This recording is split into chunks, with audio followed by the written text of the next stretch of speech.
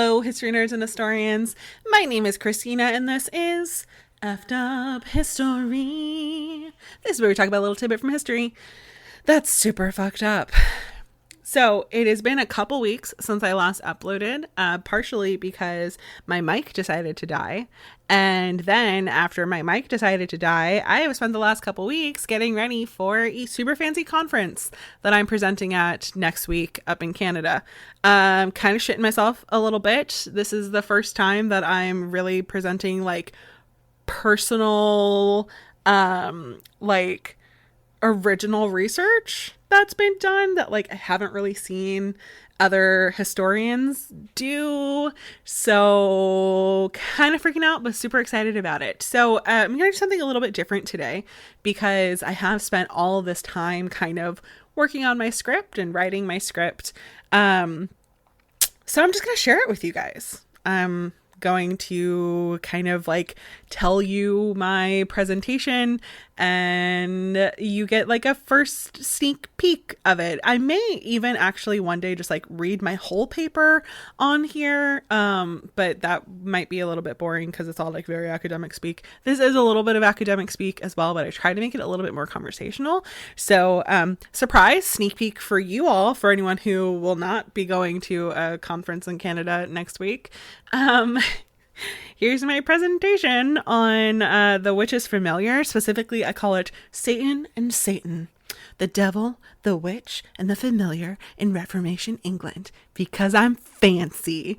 For any of you who have listened to like all of my podcasts, you may have heard a little bit of this information before, especially where I start. But just listen to it again because it gets pretty interesting after that. So I guess without further ado, sit back, relax, and practice your, oh good God, what the fuck faces.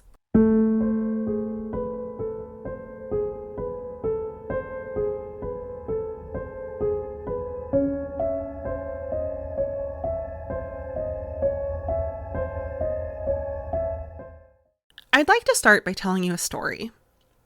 About 500 years ago, there was a little girl named Elizabeth. At the age of 12, her grandmother, Mother Eve, gifted her a white speckled cat and told her that the cat could give her anything she desired, as long as she gave him milk, bread, and occasionally a drop of her own blood. She told Elizabeth that this cat was named Satan. Satan aided Elizabeth with what she wanted, which was mainly wealth. It started with him bringing her 18 sheep that disappeared without a trace one night. Eventually, she wanted a wealthy husband named Andrew Biles, and Satan the cat told her that he would make it happen, but only after she engaged in premarital sex. This marriage didn't end up happening, but it did leave her pregnant. So then Elizabeth asked for Satan the cat to make Andrew Biles impotent and then kill him and terminate the pregnancy, which he did. She ended up going through this whole process again with a man named Christopher Francis, and this time she did marry him and had a baby, but soon grew tired with this life and asked Satan to disable Christopher Francis and then kill the child, which he did. After 15 or 16 years, Elizabeth gifted Satan the cat to her neighbor Agnes Waterhouse, but where Elizabeth desired wealth, Agnes Waterhouse desired revenge. She asked Satan the cat to kill the cattle of a neighbor that she had fought with, and when he successfully did that, she then asked him to kill that neighbor and her husband, which he did. She soon discovered that if she said her Pater Noster in Latin, she could not only summon Satan, but get him to change his form. She began trying to teach her daughter Joan how to work with Satan, and one weekend when Agnes Waterhouse was away, Joan summoned him, but didn't have any bread or milk to feed him. So she went next door and asked 12-year-old Agnes Brown for some and was denied. She then told Satan and asked him to take revenge on the little girl, and in return, she would find him a fresh rooster to eat, which he refused, asking instead for her body and soul, and she agreed. Then Satan transformed himself into a thing like a black dog with a face like an ape and horns on his head with a short tail and a whistle around his neck. He started visiting and attempting to torment the little girl, but every time he tried, she recited the name of Jesus. And Satan responded that she spoke evil words by saying that name.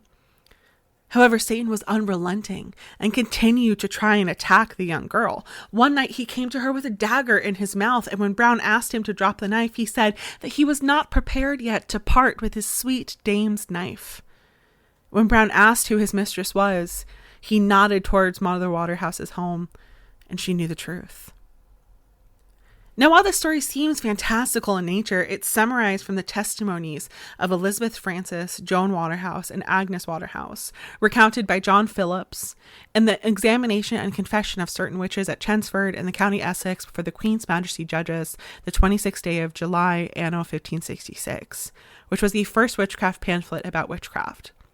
The three women were accused of being witches, brought to trial, interrogated, and Agnes Waterhouse became the first person executed for witchcraft in England when she was hanged on July 29th of 1566.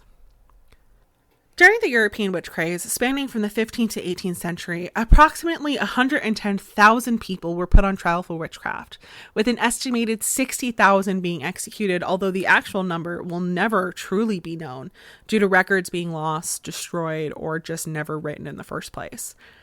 But England amounted to less than 1% of this for both of those statistics.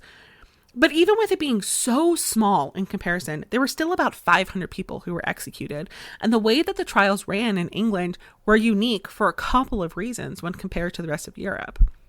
So outside of the relatively low occurrence, really the only other main similarity is the gender of those accused and executed. Throughout Europe, it was about 80% women, and similar statistics are found in England. But elements of European witch trials like inquisitorial torture, transfiguration, night flying on brooms, and the witch's Sabbath were not found.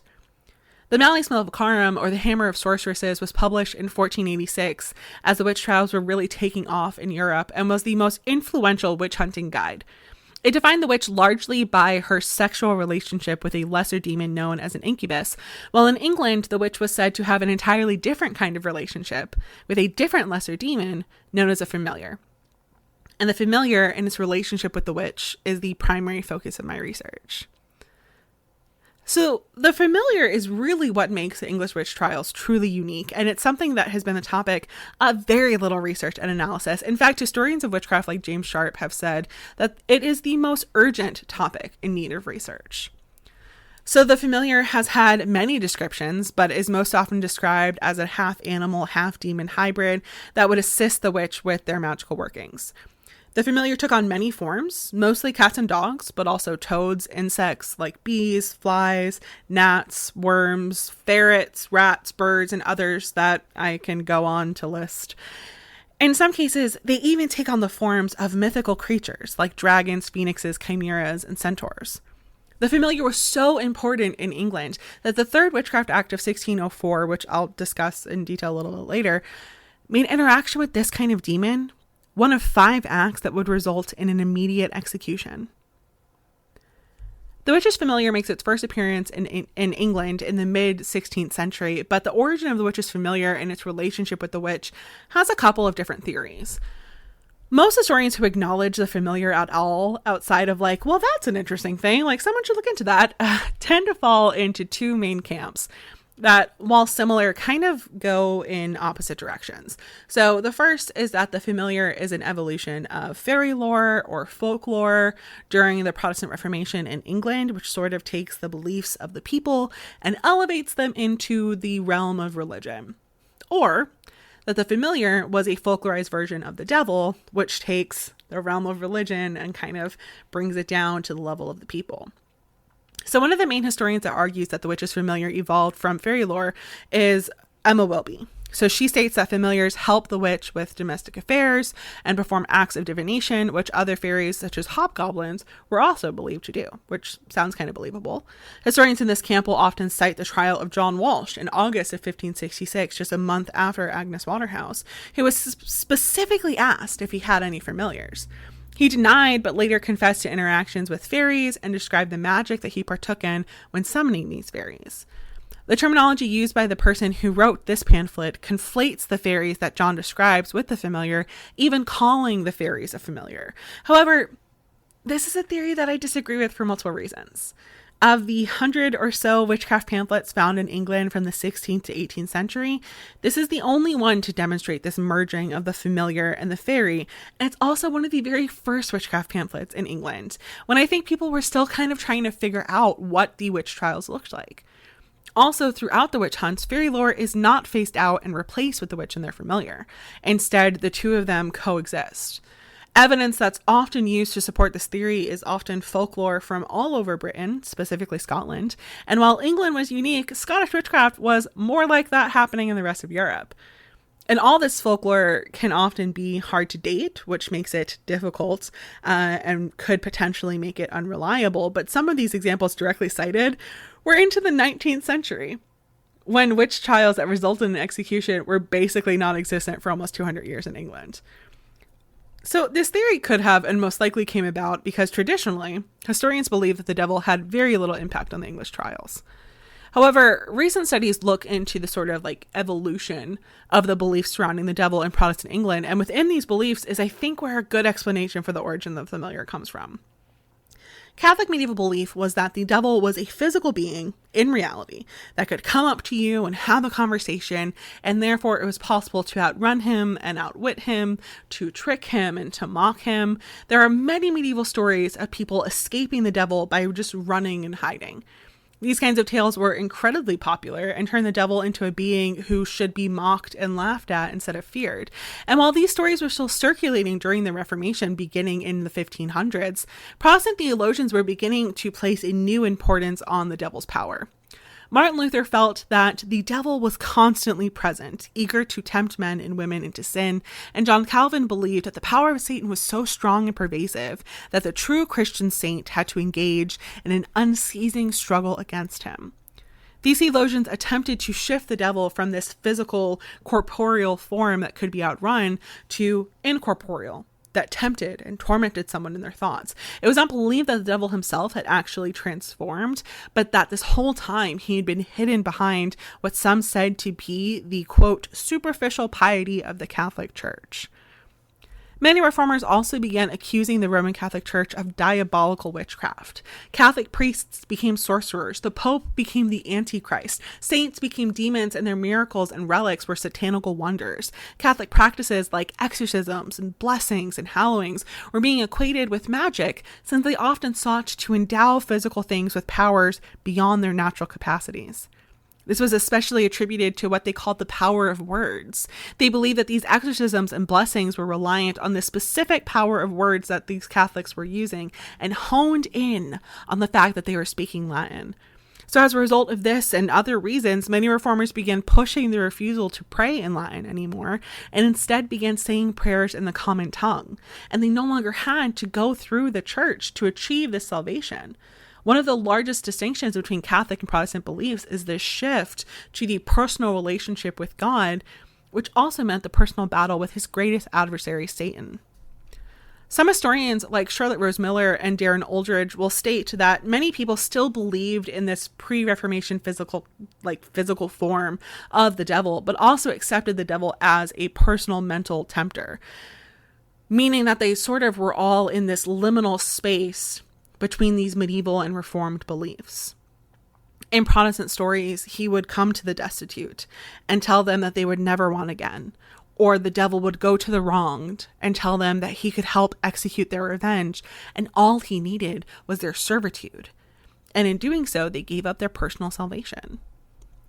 And that is where I personally believe and offer to the field of study of the history of witchcraft is where we can sort of trace the familiar coming from.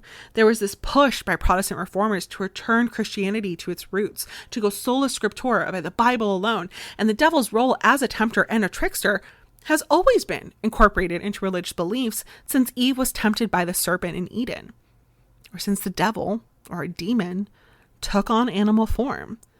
And the familiar is often seen performing these same duties. They go to the poor or to the wronged, and they offer to help them. And all they have to do is agree. The best source to analyze the witch's familiar in England and the overall beliefs about the witch are the about 100 or so witchcraft pamphlets published in England. The witch pamphlets were written for the public with the intention of sales. These pamphlets were written by men present at the trials, court scribes, and sometimes attorneys and judges, but never those who were accused. Many of these pamphlets are dramatic and supportive of the harsh treatments of the accused, and often begin with a prologue calling upon the reader to be good Protestants and to remember the personal fight against Satan's temptation, and perhaps even served as a warning of what would happen if you did not follow the quote-unquote right path. The first witchcraft pamphlet, which I began this whole presentation with, was written in 1566, and multiple historians have noted a marked shift in tone in 1590. Therefore, this analysis will include major pamphlets during this brief 24-year period, when the Reformation and laws about witchcraft were becoming solidified. This period is a large period of change in the study of witchcraft, because from 1542, about 25 years before that first witch trial, and 1604, about 15 years after that 1590 shift, there were 3 witchcraft acts put forth by 3 different monarchs, and each one became more extreme and more deadly. In 1542, the bill against conjuration and witchcrafts and sorcery and enchantments was passed under Henry VIII that stated that it was a felony to use magic to do harm to a person or their goods, to find lost goods or treasure, and to, quote, provoke any person to unlawful love. This was repealed by Edward VI in 1547, but in 1563, allegedly as a reaction to attempts of sorcery against the Queen by Catholics, an act of conjurations, enchantments, and witchcraft was passed under Elizabeth I that largely echoed that first act. With magic to do harm, to find lost goods, or to provoke unlawful love was a felony that resulted in a year of imprisonment upon the first offense and execution upon the second. But this act also made murder by magic specifically an immediate executable offense. In 1604, an act against conjuration and witchcraft and dealing with evil and wicked spirits was passed under James I that made it an executable offense to harm or kill someone with magic, participate in necromancy, or grave rob, as well as invoking, conjuring, consulting, covenanting with, entertaining, employing, feeding, or rewarding, quote, any evil and wicked spirit to and for any intent or purpose. And this largely refers to the witch's familiar. By this kind of language not being included in the earlier acts, it shows the overall importance and prevalence of the witch's familiar, largely perpetuated by the witch pamphlets, beginning with that first one in July of 1566 that resulted in the execution of Agnes Waterhouse and set a precedence. A pamphlet that is just riddled with propaganda. Elizabeth Frances received her familiar from her grandmother Eve, and while her grandmother may have actually been named Eve, this also perpetuates the idea that all women are descended from Eve and therefore susceptible to the temptations of the devil, which is rhetoric that's found in works like the Malleus Maleficarum and treatises by clergymen like Alexander Roberts from England. Additionally, the name of the familiar, Satan, which I will have like a PowerPoint, but it's spelled Sathan, which is how the devil Satan was spelled throughout many of the pamphlets, is intentional as well. Elizabeth is not just given a familiar, but she's given the devil, and immediately Elizabeth Frances is seeking wealth, which the devil was known to assist with. And the process of trying to achieve this wealth ended with injury and murder and an abortion. And also, these things that she's desiring don't work out.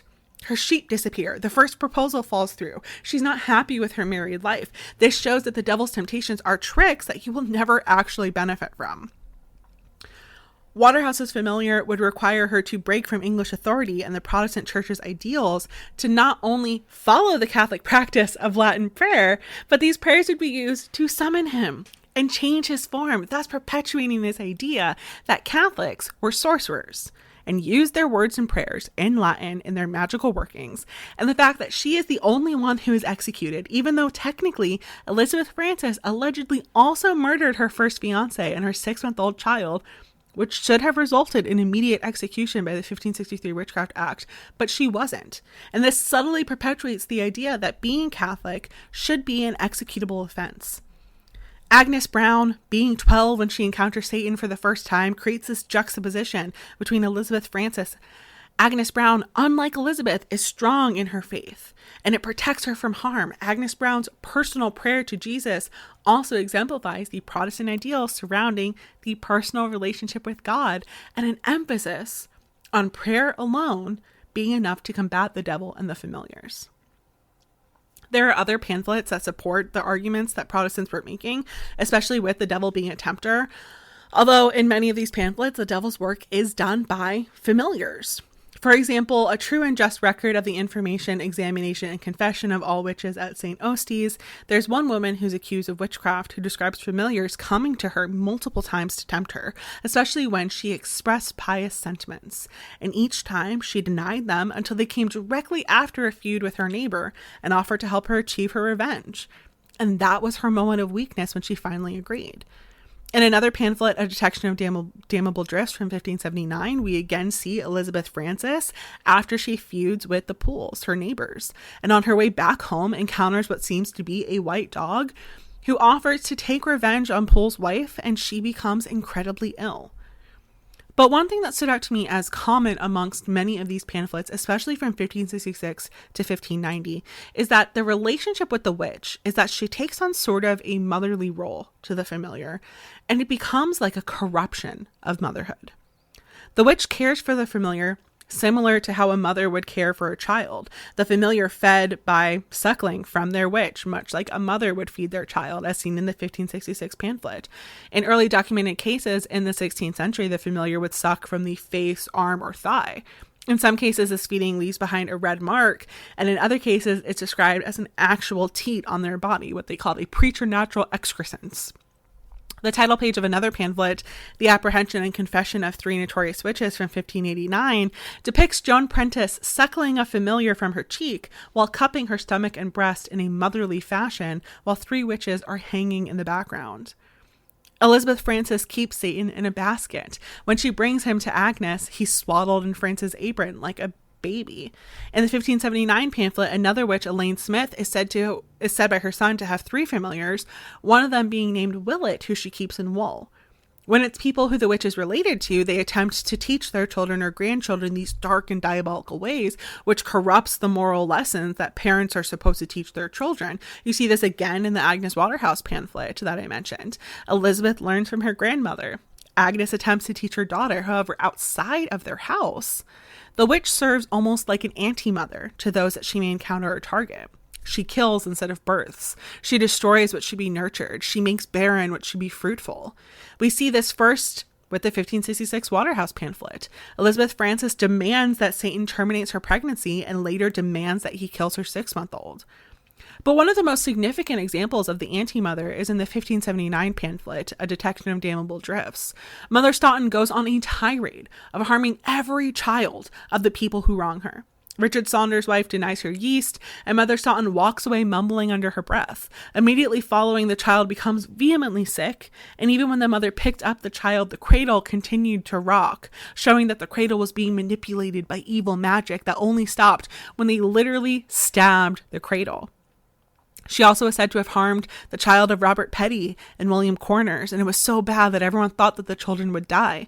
Mother Staunton even goes to the vicar's house, and when she's denied by his wife, Mother Staunton touched the child sitting in the nurse's lap, and after she left, he too was taken with such vehement sickness that they thought that he would die. But when the vicar returns home, the child is cured within an hour.